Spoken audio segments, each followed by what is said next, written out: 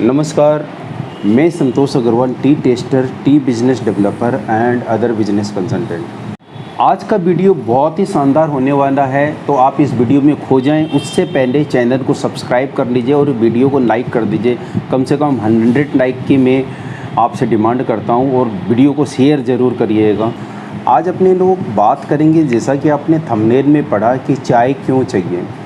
चाय एक ऐसा नहीं है कि कोई लग्जरियस आइटम रह गया है। अब जैसे रोटी, कपड़ा और मकान के अंदर में जो चीज़ें आती है, उसमें रोटी की जगह जो पेट भरने के लिए चाहिए या लाइफ स्टाइल के लिए चाहिए या जीने की जो आवश्यकता बने, उसमें कहीं ना कहीं पानी के बाद में यदि ज़रूरत है तो वो चाय की ज़रूरत है, जो अपने नॉर्थ इंडियन के लिए भी है और साउथ इंडिया के लिए भी और ऑल ओवर वर्ल्ड के लिए भी ये बात है कि पानी के बाद में एक कुछ ना कुछ बेवरेज चाहिए, चाहे वो चाय हो चाहे कॉफ़ी हो, जो कि मेन बेवरेज के अंदर में आते हैं। आइदर उसका फॉर्म अलग अलग हो सकता है, जैसे कोई दूध की चाय पीता है, मिल्क टी पीता है, और कोई आपके ब्लैक कॉफ़ी पीता है, कोई मिल्क कॉफ़ी पीता है, तो वो एक अलग अलग बात है। अब जब अपनी नीड है, ये नीड है, ज़रूरी है, चाहे गरीब आदमी हो चाहे अमीर आदमी हो चाहे कोई भी हो, उसको चाय पीना ही है। चाहे आपके चपरासी हो और चाहे प्रधानमंत्री हो, उनको चाय पीनी ही पड़ेगी। तो अल्टीमेटली जो बात आती है चाय की क्वालिटी को लेके, उसमें इसके वांट्स ये आ जाती है कि भाई अपने को ऑब्जेक्ट उसका ये है कि चाय अपने को पीनी क्यों है।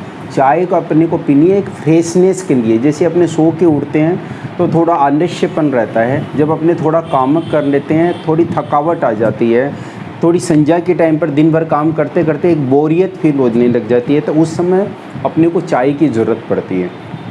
चाय अपने यदि बात करें तो बहुत ज़्यादा यदि आप चाय पीते हो तो देखिए, अति तो सब चीज़ों की ख़राब है, बट चाय यदि पीते हैं तो एक फ्रेशनेस आती है। तो उसमें भी एक कैटेगरी आ जाती है कि कौन सी चाय पिए जिससे फ्रेशनेस आए, कौन सी चाय पिए जिससे सिर्फ मनी अपना एक फॉर्मेलिटी पूरी होती है। तो आप लोगों ने देखा होगा एडल्ट्रेशन वगैरह भी काफ़ी आ रखा है कि भाई आर्टिफिशियल तरीके के रंग मिला दिए जाते चाय में, जबकि वो चाय नहीं है सही मायने में देखा जाए तो चाय की क्वालिटी को लेके इश्यूज़ आते हैं कि भाई कौन सी अच्छी चाय रहेगी। तो उसमें क्या होता है कि अवेलेबिलिटी की बात आती है कि अपने कौन सी चाय पिए कि भाई मज़ा आ जाए। तो एक आदमी पूरे हिंदुस्तान के अंदर या पूरी दुनिया के अंदर में या एक एरिया में भी सप्लाई कंप्लीट नहीं कर पाता है।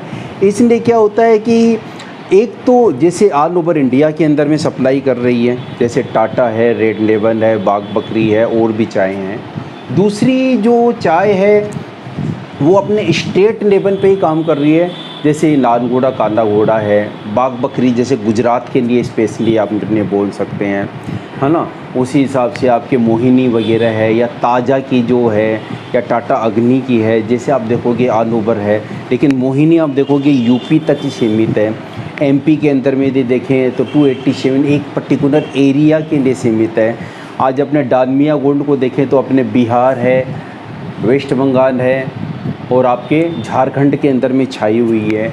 उड़ीसा के अंदर में यदि देखे जाएं, उधर आंध्रा के अंदर में जाए, कर्नाटक में जाए तो एबीटी एक अपने स्टेट लेवल पे काम कर रही है। उसी हिसाब से एरिया वाइज भी चाय होती है। एरिया वाइज चाय का क्या मतलब है, जैसे कि अलग अलग ब्रांड की बात करूँ तो नॉर्थ इंडिया के अंदर यदि बात करें अपने लोग, बंगाल है, बिहार है, यूपी है, दिल्ली है, राजस्थान है, गुजरात है, इधर मध्य प्रदेश है, कश्मीर है, ये सारे जो इलाके हैं उनके यहाँ पे एक चाय का जो चलन है वो एक ग्रेनुअल का है। जैसे बीओपीएसएम, बीपी, ओएफ तक का एक उनका जो माने डिमांड है चाय के। जबकि आप साउथ इंडिया के अंदर में देखते हो तो साउथ इंडिया में थोड़ा डस्ट का, थोड़े कड़कपन का ज़्यादा चाय का उधर डिमांड है वो उनके, तो वहाँ पे आप देखोगे डस्ट की चाय ज़्यादा चलती है। अब महाराष्ट्र की जैसे बात करें तो वहाँ पे एक अपने लेबल का मार्केट है, गुजरात का अपना मार्केट है, राजस्थान का अपना मार्केट है। जब महाराष्ट्र की बात करते हैं तो वहाँ पे जो बड़े ब्रांड आपके चल रहे हैं वो है हंसमुख की है, सोसाइटी है, विक्रम है ना। उसके अलावा बाद में परिवार आ जाती है, विनायक आ जाती है, सह्याद्री आ जाती है, प्रभात गोल्ड आ जाती है आपके।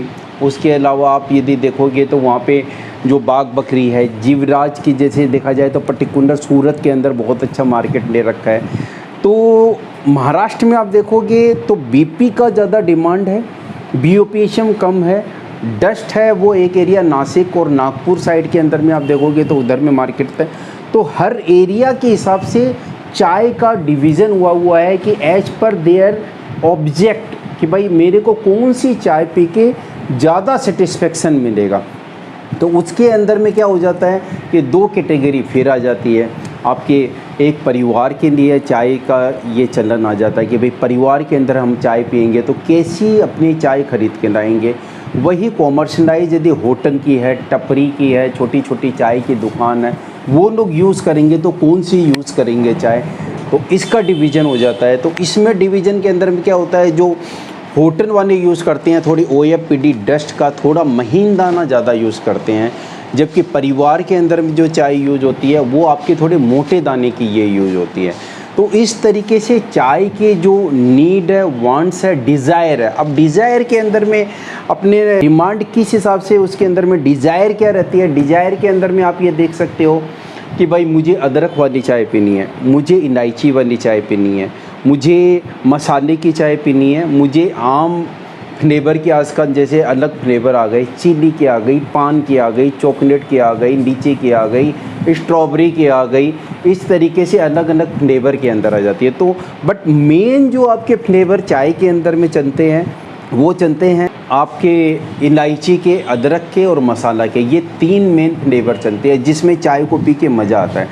तो क्या है कि ये सारी की सारी चीज़ें यदि डिपेंड करती है तो एक तो आपकी नीड होगी, ज़रूरत है मुझे चाय पीने की, तो एक खाली रॉ चाय को अपने लोग उबाल के दूध मिला के वैसे पीते हैं, एक ब्लैक टी पीते हैं जिसमें सिर्फ चाय को उबाल के पिया जाता है। वहीं पे एक अपने लोग मसाला चाय का यूज़ करते हैं, उसके अंदर में इलायची दी जाती है, अदरक दी जाती है, मसाला दिया जाता है। तो वो कौन सा मसाला कैसा किसके लिए सूट करेगा, किसके लिए सूट करेगा, ये उनकी डिज़ायर आ जाती है कि भाई मेरे को इलायची की चाय पीनी है, या मेरे को अदरक की चाय पीनी है, या मेरे को एक मसाले की चाय पीनी है। ये सारी की सारी अलग अलग डिमांड डिज़ायर पैदा करती है।